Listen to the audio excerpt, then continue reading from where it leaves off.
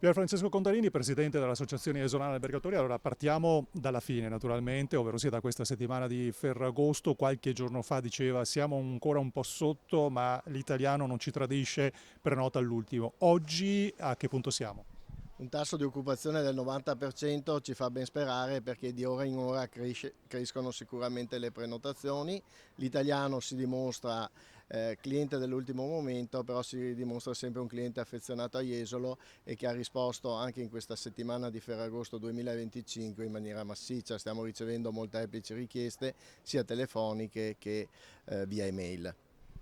Approfittiamo di questa occasione anche per tracciare un piccolo bilancio di quello che è stata la stagione estiva 2025 fino ad oggi naturalmente. Ma il bilancio è sicuramente un bilancio positivo, io direi anche molto positivo perché tutto sommato abbiamo fatto un ottimo giugno con un più 7%, si sa che il maggio è stato con valore negativo ma proprio perché le feste straniere, l'Ascensione, la Pentecoste e il Corpus Domini sono venute a giugno.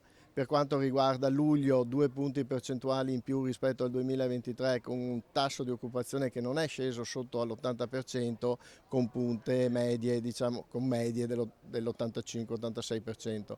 Quindi sicuramente al momento una stagione per le strutture alberghiere sicuramente positiva. A questo punto guardiamo oltre agosto.